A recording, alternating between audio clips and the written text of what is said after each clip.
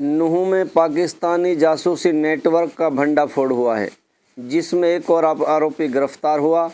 तावड़ू सदर थाने में पाकिस्तानी उच्चायोग के 2 कर्मचारियों समेत 3 के खिलाफ मामला दर्ज हुआ। हरियाणा पुलिस और केंद्रीय जांच एजेंसियों ने तावड़ू उपमंडल के कांगरका गांव से तारिक पुत्र हनीफ को गिरफ्तार कर नूंह जिले में पाकिस्तानी जासूस नेटवर्क के खिलाफ बड़ी कार्रवाई की है। ये गिरफ्तारी राजा का गांव से जासूसी के आरोप में अरमान की गिरफ्तारी के 2 दिन बाद हुई। ये नेटवर्क लगातार बढ़ता जा रहा है। गौरतलब है कि जो देश हमारे देश का खुला दुश्मन हो और चंद पैसों के लालच में अपने देश की गतिविधियों को उन तक पहुंचाए, सबसे बड़ा गुनहगार है। कोई भी मजहब जासूसी करने की इजाज़त नहीं देता। हालांकि गद्दार, देशद्रोही और आतंकवादियों का कोई मजहब भी नहीं होता। ये चंद पैसों के लालच में आकर कुछ भी कर बैठते हैं, जिसका खामियाजा सभी क्षेत्रवासियों को और देशवासियों को भुगतना पड़ता है।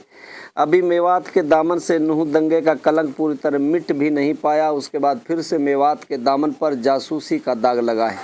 मेवात के लोगों को चाहिए कि अपने गाँवों में ज़रूर ऐसे लोगों पर निगरानी करें जो इस तरह की गतिविधियों में संलिप्त रहते हैं।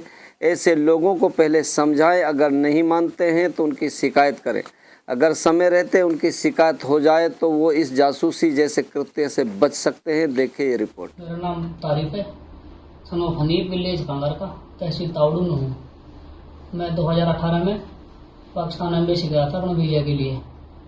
तो वहाँ मेरा नंबर आया था काउंटर नंबर 1 पे। वहाँ था आसिफ बलोच, पाकिस्तान का अफसर जो है, उसने मेरा इंटरव्यू लिया।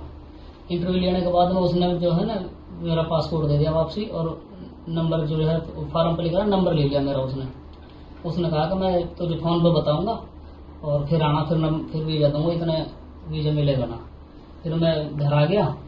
घर आने के बाद उसका 3-4 दिन बाद उसका कॉल आई मेरे पास। उसने कहा मुझसे कि ऐसा कर, तो वीज़ा चाहिए? मैंने कहा हाँ चाहिए। तो एक काम कर, तो मुझे 2 सिम ला के दे और बदले में अपना वीज़ा ले जा। मैं चल ठीक है। तो मैंने फिर कहीं से नूंह से सिम ली 2, और 2 सिम लेने के बाद में फिर मैं उधर पाकिस्तान एम्बेसी गया। फिर वहाँ जो है ये आसिफ बलोच जो पाकिस्तान अफसर जो इससे मिला, इसको मैंने सिम दे दी और इसने मेरा वीज़ा लगा के दे दिया। तो मैं फिर वहाँ से आ गया। आने के बाद में फिर नंबर तो उसके पास था ही मेरा। मैं फिर पाकिस्तान चला गया। 10-15 दिन रुक के घर पे मैं पाकिस्तान चला गया। पाकिस्तान से जब मैं आया वापसी, तो उसकी मेरे पास कॉल आई दोबारा आने के बाद में।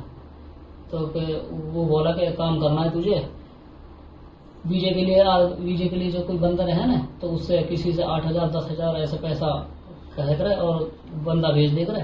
आधा पैसा तो ले लेकर, आधा मैं लेकर करूँगा, और दोनों कमाऊंगा पैसा। मैंने भी ठीक है। फिर 8-10 बंदा भेजा हमने, दोनों ने आधा पैसा कर लिया हमने। फिर 2021 में फिर मैं दोबारा गया वीजा के लिए। तो जब बंदा को वीजा लगवाया तो उसने उसके बदले मुझे दोबारा वीजा दे दिया। उसके बदले में फिर मैं वीजा लेकर आ गया। मैं घर पर रुका 10-15 दिन। उसके बाद में फिर मैं उधर चला गया पाकिस्तान। फिर पाकिस्तान से जब मैं आया वापसी, फिर ऐसे ही ये हो गया 2024 में उसने मुझे कॉल करी कि तुझे एक काम है और एम्बेसी आना पड़ेगा।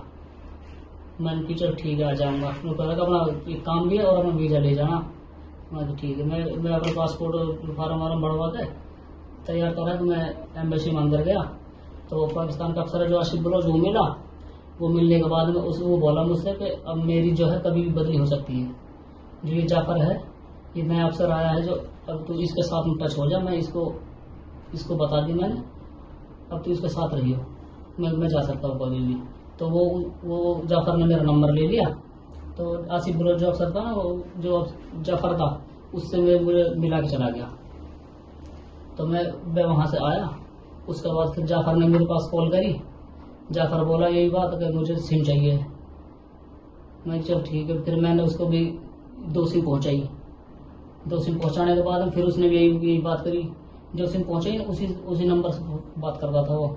उसने भी अभी ये कहा कि तू एक काम कर, पैसा कमाना है दोनों को और बंदा भेज देख रहे। अब तो दुनिया 15-15 हज़ार रुपये दे रही है। 10,000 से कम किसी से मत करिए बात। आधा तो ले लियो, आधा मैं ले लूँगा, दोनों पैसा कमाऊंगा। मैं चल ठीक है।